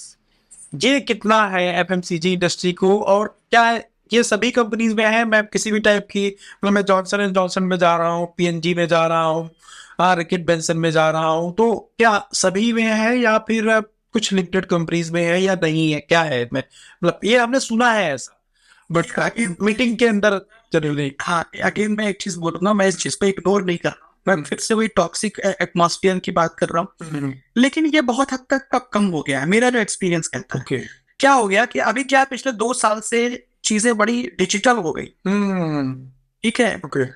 तो ऐसे इन्वायरमेंट में हम काम करते हैं जहां पे हर किसी को अपनी साख की बड़ी चिंता है। कभी कभी क्या होता है, इमोशनली होकर के, आवेश में आकर के कुछ चीजें ऐसे लोग मीटिंग्स में बोल देते थे, कर देते थे। वो ऐसी चीजें नहीं रही, लोग स्मार्ट हो गए हैं, और कंपनियां भी ये देख रही हैं कि आप आपका जो टीम के अंदर जो कोऑर्डिनेशन है वो किस तरह है, इसको भी मॉनिटर कर रही है। चीजें जूम कॉल पे होती है, कॉन्फ्रेंस कॉल पे होती है, फोन पे होती है, डिजिटल एविडेंसेस हैं। तो अब ये सब चीजें कम हो गई हैं, लेकिन अगर किसी की बेसिक नेचर है तो उसके लिए आप कुछ भी नहीं कर सकते। उस केस में अगर आपको इस तरह की समस्या आती है, चाहे वो कोई भी इंडस्ट्री हो, बेसिकली आप ओपन उनके साथ बैठिए, उनके साथ बात करिए। अगर आपको वहां पे सोल्यूशन नहीं मिलता है, आप ऊपर बात करिए। बट ये चीजें बहुत हद तक कम हो गई है। अभी आपने बहुत इंटरनेट पे देखा होगा कि एक जूम कॉल चल रही थी, एक बैंक कंपनी की, और वहां पे कुछ इस तरह की बात हो गई, और वो तो वहां पे उस ऑफिसर के खिलाफ एक्शन भी हो गए। तो अब ये सब चीजें कम हो गई है। ओके। लेकिन पहले से अगर मैं बोलूँ, क्या पहले मतलब जो बड़ी कंपनीज है जैसे पीएनजी, मतलब अपना एक बहुत बड़ा मार्केट के अंदर छाप है, मतलब हम ये, मतलब कहीं मुझे अपॉर्चुनिटी मिलती है कि जॉनसन एंड जॉनसन मुझे अपॉर्चुनिटी मिल गया है, तो काफी बड़ा फील होता है यार एक एमएनसी बड़ी कंपनी में। तो क्या वहां भी ऐसा होता था क्या पहले, बड़ी कंपनीज की अगर हम बात करें जो एमएनसीज हैं? अरे देखिए, लोग तो वही हैं काम करने वाले। ओके। लोग तो वही हैं। देखिए, कोई भी ऑर्गेनाइजेशन बड़ी तभी बनती है जब वहां के लोग उसको बड़ा बनाते हैं। अगर मैं कह रहा हूँ कि कोई एक रिनाउंड कंपनी है और वहां का एटमॉस्फेयर बड़ा ही खतरनाक है अंदर का, और उसकी चर्चा हो जाती है बाजार में, ओके। लगभग एक जैसा ही इन्वायरमेंट, ऊपर नीचे थोड़ा एक जैसा ही सभी जगह था। मतलब वही लोग यहाँ है वहां जा रहे हैं, तो वो चीज वैसे चलता है। अच्छा, एक चीज मैं और पूछना चाहूंगा, लोगों को लगता था कि मेरी वजह से काम चल रहा है, मैं जैसा चाहूंगा वैसे ही करूंगा, राइट, और थोड़ा सा अभिमान था। लेकिन अब क्या है, लोग नए आ रहे हैं, पढ़ लिख के आ रहे हैं, अलग अलग जगह से आ रहे हैं, तो ये सब चीजों को वो पसंद भी नहीं कर रहे हैं, और सबको अपनी जॉब की चिंता है। तो अब थोड़ा सा एटमोसफियर क्लीन हो गया है मेरे हिसाब से। ओके सर, एक चीज और मीटिंग के नाम पे मेरे मन में क्वेश्चन आया कि फार्मा के अंदर जब भी कोई मीटिंग होती है, जनरली सडन मीटिंग कभी नहीं होती, रेयरली सडन मीटिंग होती है। जब भी कोई मीटिंग होता है, रिव्यू होता है, कुछ भी, तो उसकी प्लानिंग होती है और उसका इन्फॉर्मेशन एटलीस्ट 3 days बिफोर तो आ ही जाता है टीम के पास में, चाहे वो मेडिकल रैप हो या मैनेजर हो, राइट। तो जैसे आजकल एक ट्रेंड चल गया है डिजिटल वाला, जब जैसे आपने बोला ना कि कॉन कॉल हो जाता है, कभी भी मीटिंग का वो आ जाता है, तो फार्मा में अभी भी इतना ज्यादा नहीं है, शायद ही कोई कंपनी ऐसी इमीडिएट सडन की चलो तुरंत फोन कर दिया सब लोग, क्योंकि लोग फील्ड में भी रहता है, नेटवर्क है नहीं है, बहुत सारे फैक्टर्स होते हैं। तो क्या आपकी इंडस्ट्री में, एफएमसीजी में भी ऐसा होता है कि कभी भी सडन मीटिंग बुलाई जा सकती है और होती रहती है, कभी भी मीटिंग हो सकती है, इसके लिए हमेशा प्रिपेयर रहें, या फिर शेड्यूल करके ही होती है? देखिए, कुछ मीटिंग्स तो बड़ी ऑब्वियस मीटिंग होती है कि आपकी आपने क्लोजिंग कर ली, फर्स्ट वीक में मीटिंग होगी, तो कुछ कंपनियों के तो चलते फिक्स जर्नल सिस्टम है, से 1-2 तारीख के बाद से मीटिंग आ जाएगी। लेकिन हाँ, कुछ एक ऐसी मीटिंग्स होती है जो सडन होती है। Okay. आपको 24 घंटे पहले कुछ फॉर्मेट्स आ जाते हैं कि आपको ये पूरे फिल करने हैं, ये डेटा बनाना है, और आपको तुरंत वहां पे मीटिंग के लिए पहुंचना है। ये स्पॉन्टेनियस चीजें हो गई है, क्योंकि अब क्या है ना कि अब कंपटीशन जैसे जैसे बढ़ता रहता है, लोगों को लगता है कि आपको और अग्रेसिव होना पड़ेगा। एकदम से कुछ चीजें, कोई इंस्ट्रक्शंस आते हैं, आपको फॉलो करने पड़ते हैं। तो अब वो वाली बात नहीं रही कि आपके पास 2 महीने पहले, 3 महीने पहले, या एक आ जाए, कैलेंडर आ जाता है कि इस महीने इस तारीख को मीटिंग है, इस तारीख को मीटिंग है। ऐसा नहीं है। जो साइकिल मीटिंग्स है वो होती रहती हैं। रेगुलर मीटिंग तो फिक्स है कि वो होनी है सिस्टम के अकॉर्डिंग, बट सडन भी कभी भी हो सकता है, कुछ भी कंपनी बुला सकती है। एक जूम लिंक आता है सर, हाँ, और उसको क्लिक करके फिर आपको मीटिंग ज्वाइन करनी पड़ती है, और आप कई बार तो प्रिपेयर भी नहीं रहते हैं, लेकिन फिर भी जवाब देना पड़ता है। तो ये चीज है, एडॉप्टेबिलिटी आपको करनी पड़ेगी। तो अब ये चलता ही रहेगा। इस इंडस्ट्री में रहना है, इधर आना है, तो ये चीज अडॉप्ट करना पड़ेगा, मीटिंग के लिए हमेशा प्रिपेयर रहना पड़ेगा। बिल्कुल बिल्कुल सर। ओके, ठीक है सर। एक और बहुत इंपॉर्टेंट क्वेश्चन कि जो एज ए मेडिकल रैप अभी काम कर रहा है इंडस्ट्री के अंदर, उसको 2 ईयर या 3 ईयर्स का एक्सपीरियंस हो चुका है ऑलरेडी। एंड वो हो सकता है अच्छी कंपनी में काम कर रहा हो, रिनाउंड कंपनी में, और हो सकता है स्टार्टअप के अंदर काम कर रहा हो। तो उसको अगर मान लीजिए एफएमसीजी में स्विच करना है और उसको अपॉर्चुनिटी मिलती है, just like pharma OTC companies है जो बहुत सारा प्रोडक्ट सेल करती हैं, तो वहां पे क्या उसको जाना चाहिए या नहीं जाना चाहिए? क्या कहेंगे आप इसके ऊपर? एंड पैकेज का कितना डिफरेंस आएगा? पैकेज का कितना डिफरेंस आता है? ओके। मैंने फार्मा से अपनी जॉब शुरू करी, फिर मैं ओटीसी कंपनी में गया, फिर मैं वहां से टेलीकम्युनिकेशन में गया, टेलीकम्युनिकेशन से एफएमसीजी में गया, एफएमसीजी से फिर मैं अब लिकर इंडस्ट्री में गया। तो मैं इतनी सारी इंडस्ट्री में काम करके आया हूँ, तो मैं जानता हूँ कि आप किसी भी इंडस्ट्री में जा सकते हैं, प्रोवाइडेड आपको सही समय पे सही इंटरव्यू देना है, ठीक है। राइट। अब हाँ, फार्मा वाले को एकदम से अगर आप एचयूएल में, पीएनजी में, आईटीसी में नौकरी नहीं मिल सकती है, थोड़ा ये मुश्किल होगा, हो सकता है मिल सकती है, बट अगर वो ये ट्राई करें कि अगर वो फार्मा में थे तो वो कोशिश करे कि फार्मा की जो ओटीसी कंपनियां हैं उसमें जाए। जैसे जाइडस वेलनेस करके एक कंपनी है, स्मिथ क्लाइन बीचन की जो या ग्लेनमार्क की भी अपनी ओटीसी डिवीजन है सर, सन फार्मा का भी अपना ओटीसी डिवीजन है, बहुत सारे कंपनीज के ओटीसी डिवीजन आ गए एक्चुअली। हाँ, तो सिमिलर मार्केट आपको देखने को मिलेगा, आप फार्मा के और जनरल स्टोर भी देखने लगेंगे। जब थोड़ा एक्सपीरियंस हो जाए तो आप किसी हार्डकोर एफएमसीजी में अप्लाई कर सकते हैं कि sir although I have been into pharmaceutical, लेकिन मैंने जनरल स्टोर्स के मार्केट भी देखे हैं, ओटीसी ब्रांड भी देखे हैं, और एफएमसीजी डिस्ट्रीब्यूटर्स को भी हैंडल किया है, तो मैं इसमें भी काम कर सकता हूँ। तो आपको एक एंट्री मिल सकती है, बट मेरे हिसाब से हार्डकोर किसी स्पेशलिटी डिवीजन के फार्मा में काम कर रहा है, एकदम से आप चाहें कि एचयूएल में जाना, तो थोड़ा आपको कठिनाई हो सकती है। ओके। अगर मैं मार्केट कंपेयर करने की बात करूं सर, अभी मैं जॉब और थोड़ा साइड हो जाता हूं, ठीक है। क्वेश्चन मेरे माइंड में भी क्विक आ गया, अराइज हो गया एक्चुअली, कि अगर मैं एक स्टार्टअप के पॉइंट ऑफ व्यू से बात करूं तो क्या आपको लगता है, क्योंकि एफएमसीजी में कंपटीशन बहुत जबरदस्त है, हालांकि फार्मा के अंदर पे कंपटीशन कम नहीं है, बट एक कोई फार्मा स्टार्टअप करना चाह रहा है, कंपनी को लेके आना चाह रहा है, तो कंज्यूमर डिवीजन अगर वो लॉन्च करता है, राइट, मतलब जो डेली नीड्स के प्रोडक्ट्स हैं, फार्मा के प्रोडक्ट्स, राइट, डेली नीड्स के वैसे वाले प्रोडक्ट नहीं, फार्मा से रिलेटेड मेडिसिन की कैटेगरी में, तो क्या आप बोलना चाहेंगे, क्या बेटर है मतलब काम करना, या कितना टफ है मार्केट के अंदर कि कोई स्टार्टअप कंपनी आ रहा है, उसके पास ज्यादा बजट नहीं है मान लीजिए, राइट, देन अपने प्रोडक्ट को सेल करना चाहता है किराना स्टोर पे, जनरल स्टोर पे, मेडिकल स्टोर पे, ओटीसी कैटेगरी में, तो कितना टफ है एज कम्पेयर टू स्पेशलिटी के अंदर डॉक्टर्स के साथ प्रिस्क्रिप्शन वाले फॉर्मेट में जाने में, या कितना टफ है, या क्या इजी है, मतलब दोनों फॉर्मेट अगर हम कंपेयर करते हैं तो, क्योंकि आपने दोनों ही सेगमेंट के अंदर काम किया है। जैसे मैं आपकी बात को समझ पा रहा हूँ, अगर कोई ओटीसी या कंज्यूमर ब्रांड के स्टार्टअप शुरू करना चाहता है, कोई बिजनेस शुरू करना चाहता है, तो क्या इसमें सफल हो पाएगा कि नहीं हो पाएगा, आप ये शायद राइट।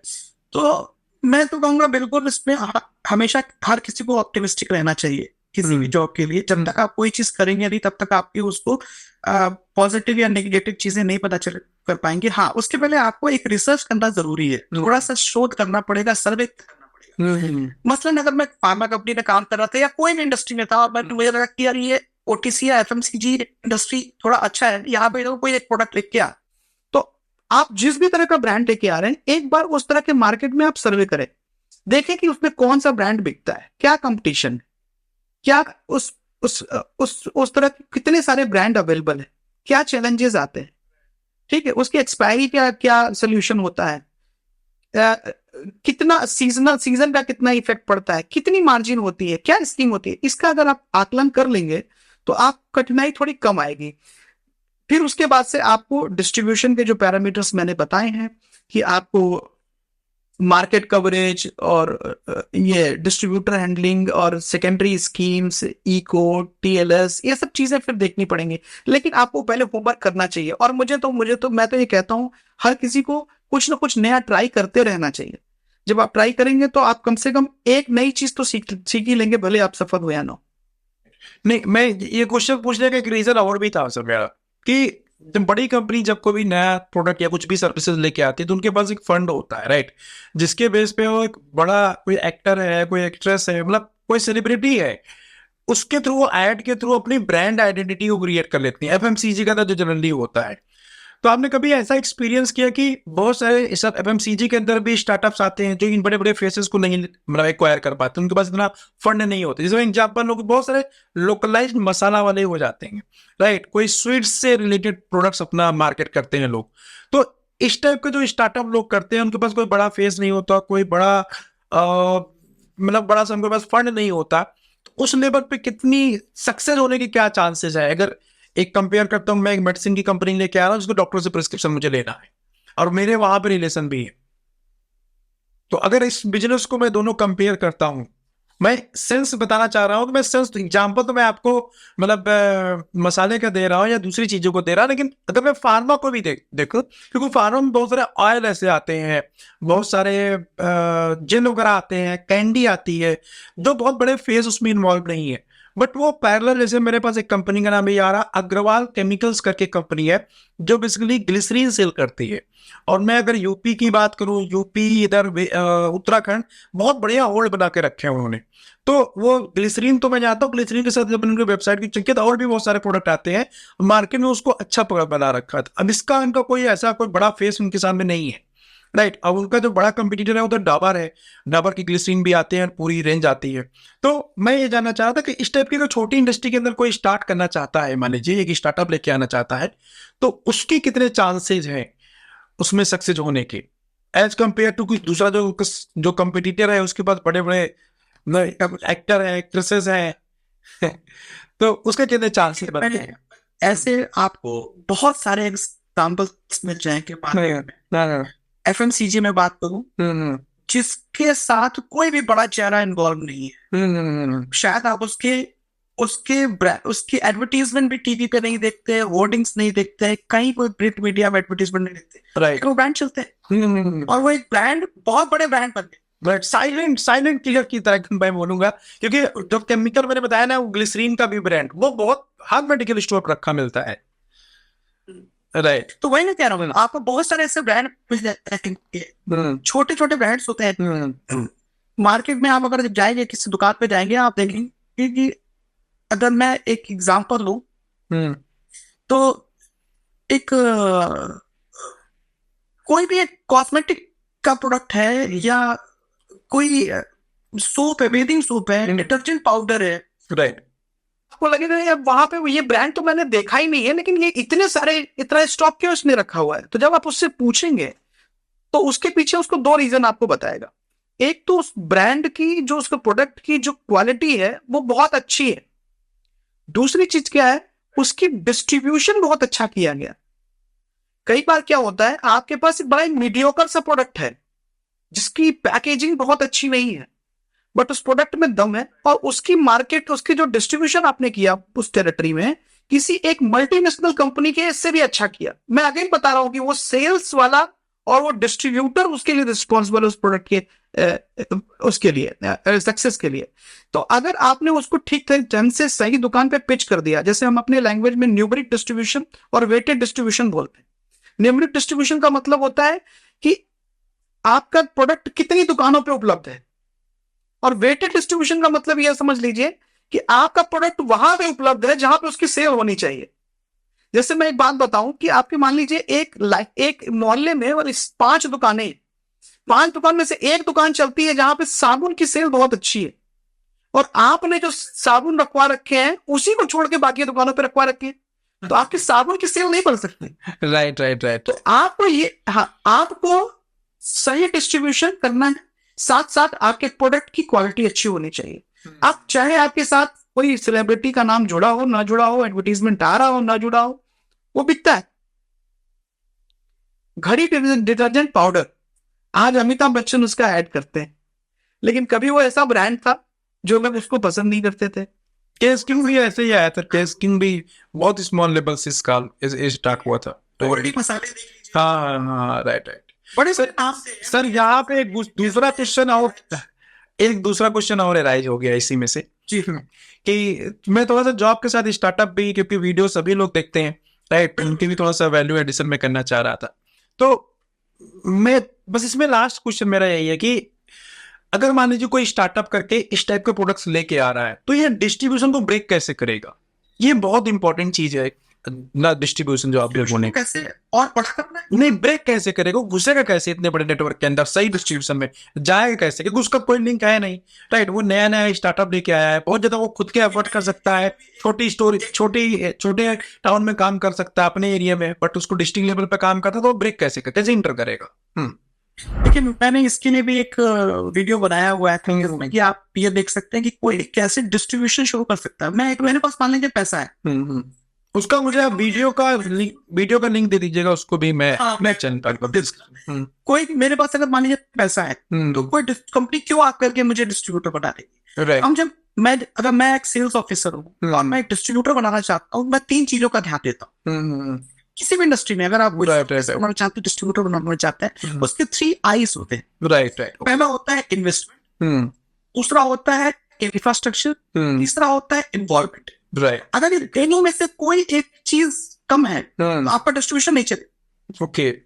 अगर आपके पास पैसा है, इंफ्रास्ट्रक्चर है, यानी कि ऑफिस है, सेटअप बना रखा है, दुकान है अच्छी, कुछ लोग काम करते हैं, पैसा है, और इन्वॉल्वमेंट है, अगर आपकी रुचि है, डेडिकेशन है, राइट, तो हम लोग इस तरीके से डिस्ट्रीब्यूशन बनाते हैं। ओके। आपको ये तीनों चीजें डेवलप कर, फिर आपका काम हो जाएगा। उसमें भी 3 चीजों में जो सबसे इंपॉर्टेंट चीज है वो पैसा।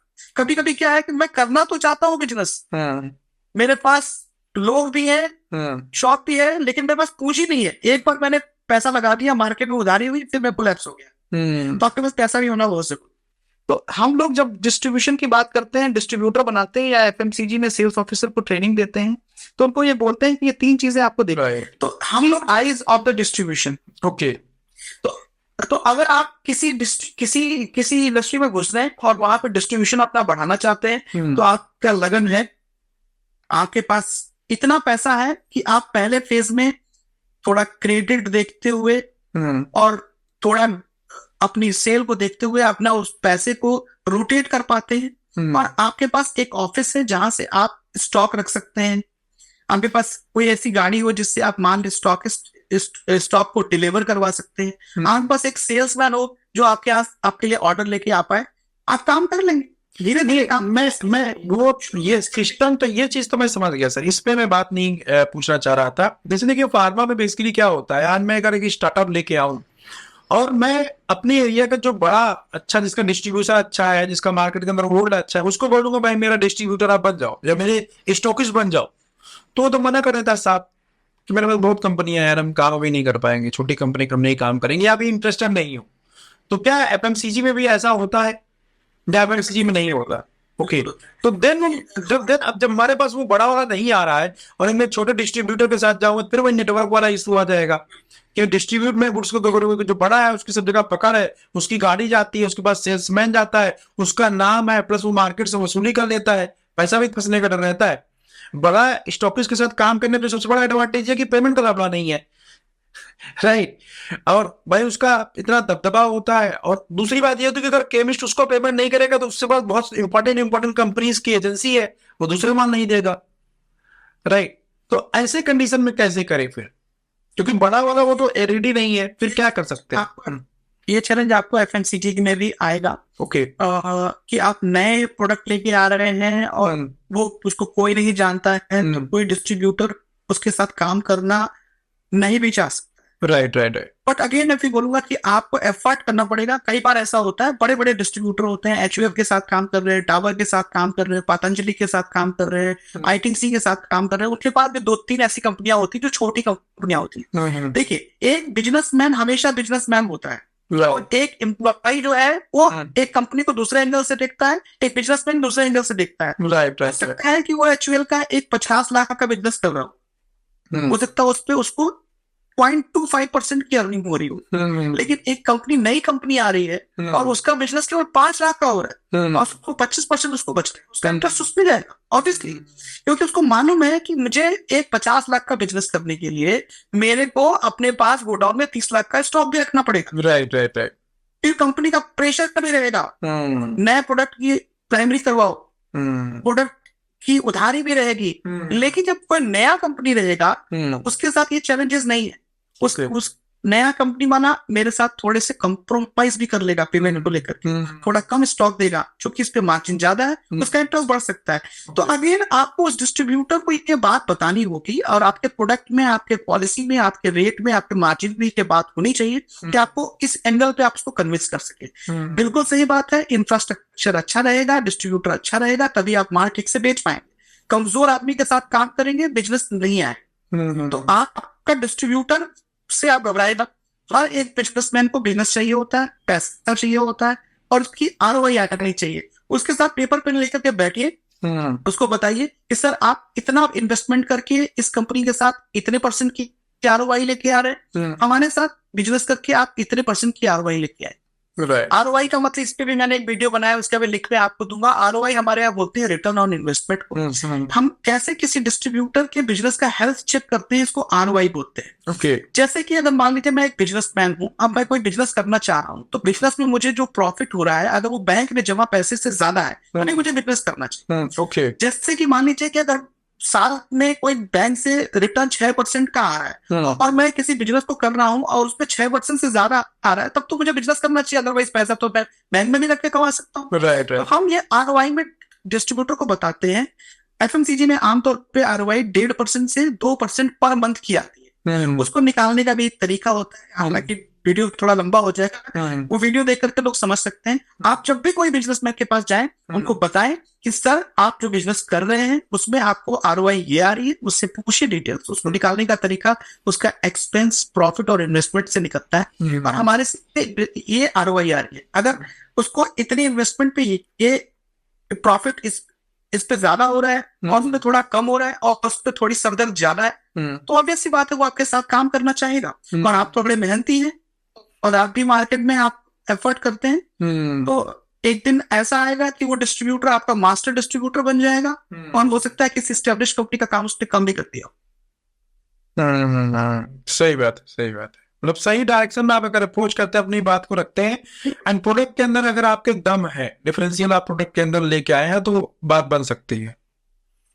प्रदीप सर, आप इससे इत्तेफाक रखते होंगे, जब हम लोग काम करते थे फार्मा में, कई बार ऐसा होता था कि हमसे बड़ी कंपनी का कोई प्रोडक्ट होता था और उसका प्राइमरी का ऑर्डर वो डिस्ट्रीब्यूटर स्टॉकिस्ट नहीं देता था और हमारा ऑर्डर दे देता था क्योंकि उसके पर्चे आते थे। राइट, सिंपल पूरा ये है सर, वो बड़ी कंपनी स्टॉकिस्ट निकाला है तो बड़ी कंपनी वही है जो इसको धंधा ला के दे रही है। उसके लिए कोई बड़ी छोटी नहीं होती, उसके लिए कोई बड़ा छोटा नहीं। जिस कंपनी का रैप अच्छा रहता है और रैप के ऊपर विश्वास करता है, ये धंधा ला देगा।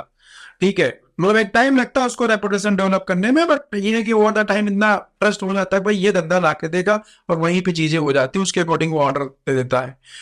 मैं तो क्लोजिंग करता था, एक कंपनी थी इंडोको, जब हम वहां पे जाते थे, वहां पे मतलब क्रिएटिबिलिटी का पूरा गेम होता था कि हम लोग ऑर्डर जब क्लोजिंग करने जाते थे तो उस टाइम पे ब्लैंक ऑर्डर पैड, ये चीज मैंने देखा था अपनी स्टार्टिंग कैरियर में, जो हमारे सीनियर वो करते थे वो ऐसा करते थे, वो क्रेडिट लेवल डेवलप किया हुआ था।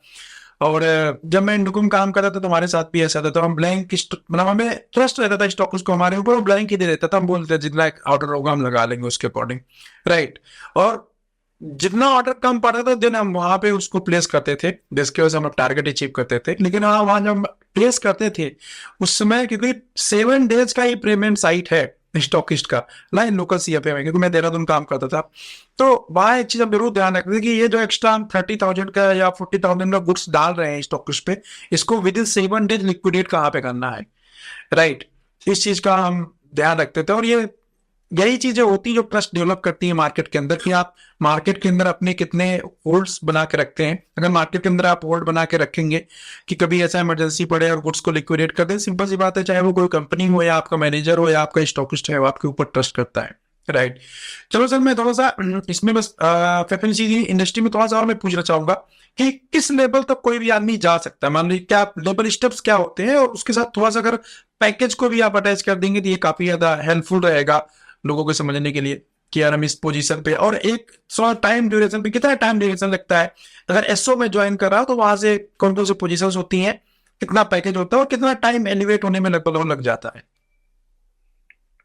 बिल्कुल, देखिए ऐसा है कि सेल्स ऑफिसर, जैसा कि मैंने बताया, एक फ्रंट लाइन पोजीशन है, वहां से आप शुरुआत करते हैं। सेल्स ऑफिसर बनने के बाद से अगर आपने ठीक ढंग से काम किया है तो से 3.5 साल के अंदर आपको एरिया सेल्स मैनेजर भी बन सकते हैं, कभी कभी 5 साल भी लग जाते हैं। ओके। एरिया सेल्स मैनेजर एक मैनेजर पोस्ट होती है जिसके अंडर में सेल्स ऑफिसर होते हैं।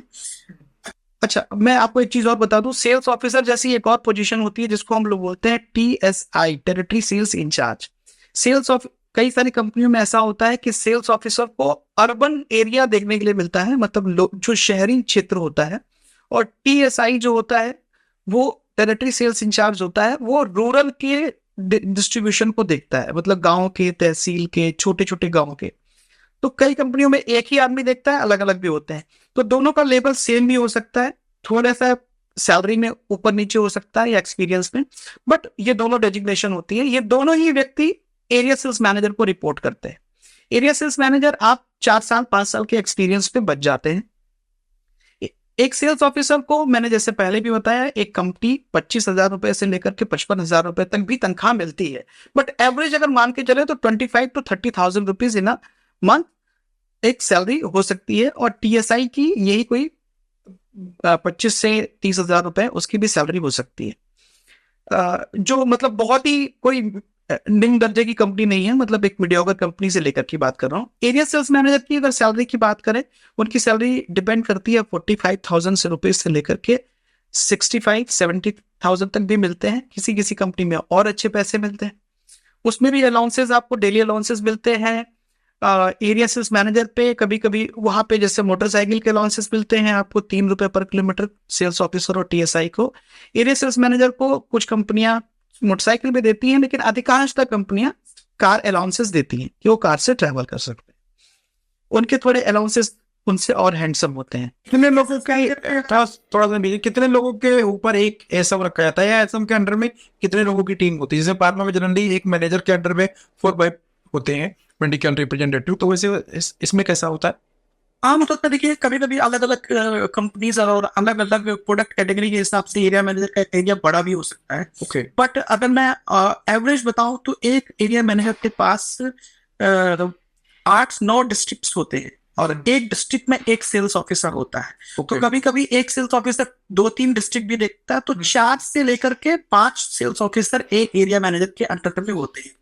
जस्ट लाइक फार्मा बोल सकते हैं। हाँ, कोई अगर बड़ा बिजनेस है, रेवेन्यू बहुत ज्यादा है, तो हो सकता है आपको सेल्स ऑफिसर का की संख्या कम हो और एरिया मैनेजर का एरिया भी छोटा हो सकता है। बट ये एक कॉमन जो है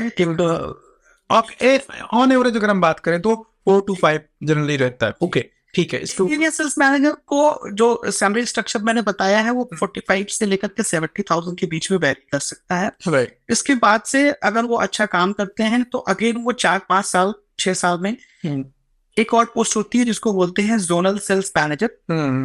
जेडसन की पोस्ट पे वो आ सकते हैं। कुछ कंपनी में इसके कुछ और डेजिग्नेशन का नाम हो सकता है। वो एक एरिया मैनेजर जेडसन को रिपोर्ट करता है। ओके। जेडसन के बाद एक पोस्ट होती है, जो जेडसन होता है वो आमतौर पे पूरा एक स्टेट देखता है। आधा स्टेट देखता है, मतलब उसके पास 25-30 जिले हो सकते हैं। Right. Okay. 2-3 area sales manager हो सकते हैं या 4 भी हो सकते हैं। उसके ऊपर की एक पोस्ट होती है रीजनल सेल्स मैनेजर की। रीजनल सेल्स मैनेजर की पोस्ट या तो एक स्टेट लेवल की हो सकती है, नहीं तो वो उसके पास 3-4 स्टेट हो सकते हैं। वो नॉर्थ हेड हो सकता है, स्मॉल स्टेट है जी। राइट है। एक रीजनल सेल्स मैनेजर के बाद से जो पोस्ट होती है सो पैकेज एंड टाइम ड्यूरेशन रह गया जी। पैकेज एंड टाइम ड्यूरेशन रह गया सर, कितना पैकेज हो जाता है एंड कितना टाइम लगता है एक स्टेप से दूसरे स्टेप पे जाने में? जी। अगेन ये डिपेंड करता है आपकी परफॉर्मेंस पे और कंपनी की पॉलिसी पे, लेकिन आमतौर पे अगर आपके पास 5 से 6 साल का या 7 साल का एक्सपीरियंस है एरिया सेल्स मैनेजर का, आप जेडएसएम पोजीशन के लिए अप्लाई कर सकते हैं। जेडएसएम पोजीशन पे भी आपको 3-4 साल काम करना चाहिए। उसके बाद से आपको उसी कंपनी में अगर आप प्रमोट होते हैं तो रीजनल सेल्स मैनेजर तक जा सकते हैं। ओके। आमतौर पे जो अगर एज लिमिट की मैं बात करूं तो एक सेल्स ऑफिसर की जो एज लिमिट होती है वो डिपेंड करता है कंपनी टू कंपनी, लेकिन 32 ईयर्स के बाद से वो सेल्स ऑफिसर आमतौर पे अच्छी कंपनियां नहीं लेती। तो अगर आपको सेल्स ऑफिसर के लिए अप्लाई करना है तो आप कोशिश करें कि आपकी एज पहले हो और उसी एज ब्रैकेट में अप्लाई करें तो आपके चांसेस बढ़ जाते हैं। एरिया मैनेजर के लिए ये एज लिमिट 40 साल 48 ईयर्स या 38 ईयर्स होती है, 38 या 40 ईयर्स होती है। ZSM के लिए 45 ईयर्स की होती है, और रीजनल मैनेजर के लिए तो कोई एज लिमिट जैसी चीज नहीं होती है। कभी कभी एक्सपीरियंस ज्यादा होता है तो ज्यादा एज पे भी लोग वहां पे काम करते हैं, बट ये क्राइटेरिया रहता है। रीजनल मैनेजर में सैलरी बढ़ जाती है उसी के अनुपात में, जो कि एक रीजन लेवल की प्रोफाइल है। वहां पे आपके पास 3-4 ZSMs होते हैं, 10-12 एरिया सेल्स मैनेजर होते हैं, और आपके पास 20-25 सेल्स ऑफिसर होते हैं। तो it's a very big position, और एक डिसाइजिंग पोजीशन होती है। तो कंपनियां इस पे अच्छा पैसा पे करती हैं, बट यहाँ तक पहुंचने के लिए आपको कम से कम 20 साल या 22 साल का एक्सपीरियंस FMCG का हार्डकोर होना चाहिए। राइट, तो यहाँ पे सर एक ठीक है, इसके बाद का पोजीशन बताना चाहे तो इसके बाद की पोजीशन जो होती है वो नेशनल सेल्स मैनेजर की होती है। कभी कभी नेशनल सेल्स मैनेजर और रीजनल मैनेजर के बीच में एक पोजीशन होती है, जो कि आमतौर पे उसकी पोस्टिंग कंपनी के हेडक्वार्टर पे होती है। और नेशनल सेल्स मैनेजर जो है पूरे इंडिया का बिजनेस को देखते हैं, उसके ऑपरेशंस को देखते हैं। तो उसके ऊपर उनकी जो रिपोर्टिंग होती है या तो कंपनी के ओनर को होती है या MD को होती है, जो भी एक हायर पोस्ट होती है। मतलब हायरार्की जस्ट लाइक फार्मा ही मैं बोलूंगा, क्योंकि फार्मा का हायरार्की है। लेकिन हाँ, इसमें जहां तक मुझे पता है कि थोड़ा मॉनिटरी जो देखेंगे ना, तो जैसे एरिया सेल्स मैनेजर पे थोड़ा पैसा ज्यादा है, ZSM थोड़ा ज्यादा है। अगर मैं सैलरी स्ट्रक्चर जो है सैलरी ज्यादा है, राइट, बट हायरार्की लगभग वैसे। ऐसा हो सकता है कि जो आपने बोला कि ASM का जो पोस्ट है वहां पे डायरेक्ट एंट्री पॉसिबल है क्या? फार्मा में कोई मान लो एज ASM काम कर रहा है, तो क्या वो डायरेक्ट वहां पे एज ASM जा सकता है? मुझे नहीं लगता है कि कंपनी कंसिडर करेगी। कोई एक अपवाद हो तो उसमें अलग बात है, क्योंकि एरिया सेल्स मैनेजर पर रिस्पॉन्सिबिलिटीज बहुत ही डिफरेंट टाइप की होती है। यहाँ पे इनकी रिस्पॉन्सिबिलिटी केवल GTM यानी कि गो टू मार्केट नहीं होती है, इसके अलावा भी बहुत सारी चीजें होती हैं। उनकी स्ट्रैटेजी बनानी होती है, उनको बिजनेस की समझ होनी चाहिए, इंडस्ट्री की समझ होनी चाहिए, उनको कंपनी के प्रॉफिट एंड लॉस देखने होते हैं, क्लेम्स देखने होते हैं। तो इस लेवल पे आपका एक्सपीरियंस फ्रंट लाइन का होना बहुत जरूरी है। तो मुझे नहीं लगता है कि कोई कंपनी एरिया सेल्स मैनेजर पे डायरेक्ट एंट्री किसी और कंपनी से देगी। आंसर नहीं है, लाइक जस्ट लाइक फार्मा में जैसे डायरेक्ट कोई मैनेजर नहीं बन सकता, इसे उधर भी है। आपको पहला शुरुआत आपको वही करना पड़ेगा। जी, अगर वो OTC कंपनी से आया है तो शायद उनको कंसिडर किया जा सकता है, क्योंकि उन्होंने सिमिलर मार्केट ही देखी है। ओके जी। एक चीज और, जैसे यहाँ पे मेडिकल रैप वाले में क्या होता है कि हम अप्रूवल वगैरह बना के स्पेशल रेट वगैरह भी ले लेते हैं, राइट? तो क्या उधर भी ऐसा होता है क्या, स्पेशल रेट? देखिए, अगर बाजार की ऐसी समस्याएं चुनौतियां हैं जहाँ पे आप कुछ सीनियर से अप्रूवल्स लेकर के स्कीम्स में संशोधन करना है या कोई स्ट्रेटजी बनानी है, बिल्कुल अप्रूवल्स मिलते हैं, सभी को चाहिए होता है सेल्स। और अभी सीजन, हमारे यहाँ सीजन का बड़ा फर्क पड़ता है, और त्योहारों का बड़ा फर्क पड़ता है। तो इन सब चीजों में कई बार स्कीम्स पे परिवर्तन करने पड़ते हैं, तो उस पर अप्रूवल्स लेना पड़ता है, और वो मिल जाता है। ओके। एक चीज और, जैसे क्या होता है कि फार्मा में सैंपल आता है, तो क्या FMCG में भी सैंपल आता है क्या प्रोडक्ट का? नहीं, सैंपल्स नहीं आते हैं। हाँ, यहाँ पे हम सेल्समैन को एक स्पेसिमेन प्रोडक्ट दे के भेजते हैं मार्केट, जिससे कि वो रिटेलर को ये बता सके कि उसकी पैकिंग कैसी है, उसकी वो दिखता कैसा है, हाथ पे लेके कैसा है। बस ऐसे जैसे सैंपल्स डॉक्टर को देने होते हैं वैसे नहीं आता है।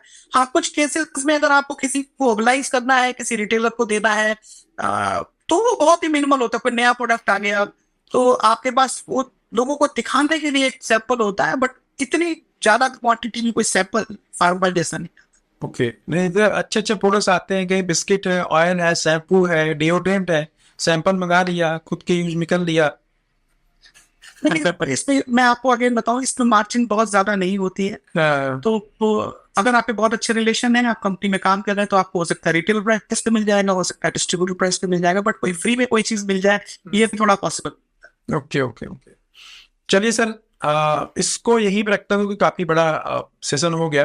बहुत सारी चीजें और है, क्योंकि छोटी सी इंडस्ट्री नहीं है, और एक ही वीडियो के अंदर शायद मुझे लगता है सारी चीजों को पोस्ट पाना भी बड़ा मुश्किल है, क्योंकि वीडियो का साइज बहुत बड़ा हो जाएगा, राइट? तो इसमें इतना ही रखते हैं। फिर से एक बार हम लोग दोबारा एक सेशन और करेंगे, शायद वो फार्मा स्टार्टअप स्टार्टअप के पॉइंट ऑफ व्यू से थोड़ा सा पूरा कंसंट्रेट करके और भी जो चीजें हैं डिस्ट्रीब्यूशन है तो उसमें कैसे क्या करेंगे, मतलब बहुत सारे पॉइंट्स हैं जो मुझे लगता है कि मुझे मतलब मेरे अंदर खुद ही और ज्यादा जिज्ञासा आती जा रही है कि मैं और सारी चीजें पूछूं, ठीक है, क्योंकि मेरे पास प्रॉब्लम्स का पूरा पिटारा है, लोग जो पूछते रहते हैं।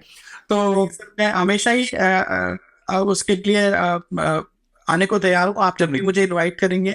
और एफएमसीजी ही में मेरा फोकस एरिया है जिसपे मैं बात करता हूँ अपने चैनल पे। और इस तरह के बहुत सारे ऐसे टॉपिक्स हैं जिसको मैंने उस पर डिस्कस किया है अपनी लैंग्वेज में, आसान लैंग्वेज में, कि जो अगर एफएमसीजी बैकग्राउंड से है या नई बैकग्राउंड से तो भी उसको देख के सीख सकता है, राइट जान सकता है कैसे आगे बढ़ सकता है। तो हम दोनों लोगों का काम यही है, हम किसी तरीके से लोगों को स्किल्ड कर सके, उनको उनकी प्रॉब्लम को सॉल्व कर सके, उनको आगे बढ़ने में मदद कर सके। राइट। आप लोगों में से जो लोग भी हैं जो एफएमसीजी में स्पेशली जाना चाहते हैं, चाहे एज अ एम्प्लॉय की मैं बात करूं, अपना कैरियर वहां पे बनाना चाहते हैं, वो भी सर के चैनल को विजिट कर सकते हैं।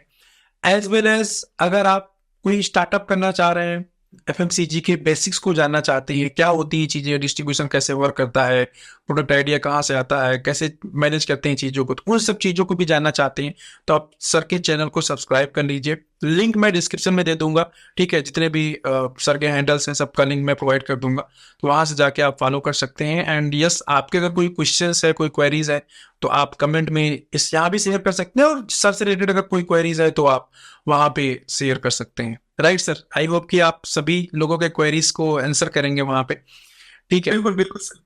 थैंक यू सर, आपसे बात करके काफी अच्छा लगा। अब इसको यहीं पे स्टॉप कर देते हैं, राइट, और फिर हम लोग एक दिन किसी दिन और इंटरेक्ट होते हैं तो जो रह गए क्वेश्चंस उसको फिर से कंटिन्यू करेंगे।